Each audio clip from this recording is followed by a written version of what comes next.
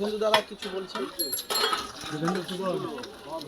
প্রবল বর্ষণ, সেই সঙ্গে সঙ্গে আশা নদীর বাঁধ ভেঙে প্রবল যে জলোচ্ছ্বাস, এই যে সাঁড়াশি আক্রমণে আমাদের দুর্গাচক গ্রামের বিস্তীর্ণ অঞ্চল জলমগ্ন। আর সেই জলমগ্ন সেখানকার বাসিন্দাদের একটু নিদারুণ কষ্টের মধ্যে ফেলেছে।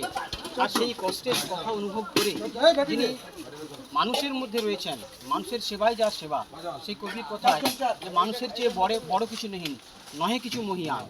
তো সেই মানুষের সঙ্গে মানুষ হিসাবে যিনি এসেছেন, সেই অরূপরতন সামন্ত, উনি পেশায় একজন শিক্ষক হলেও উনি তাঁর সহযোগী বৃন্দদের নিয়ে যে কর্মকাণ্ডে ঝাঁপিয়ে পড়েছে। আর এই আজকের এই অবক্ষয়ের যুগে যেখানে মানুষের চারিদিকে অন্যায় অবিচার, কিন্তু সেক্ষেত্রেও এই ধরনের মানুষ আছে বলেই এই বন্যা দুর্গত মানুষরা কিছুটা হলেও সাহায্য পাচ্ছে।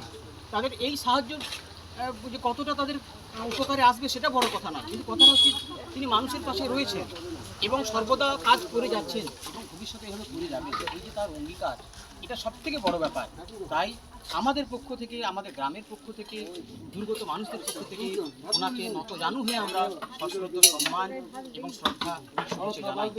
উনি বেঁচে থাকুক, ওনার মতো মহৎ প্রাণ বেঁচে থাকুক, আর বন্যা দুর্গত মানুষরা এইভাবে সাহায্য পাক এবং তাদের দুঃখ দুর্দশা অবসান হোক, এই কামনা করে আমাকে আবার শুভেচ্ছা এবং শ্রদ্ধা জানিয়ে শেষ করছি। নমস্কার।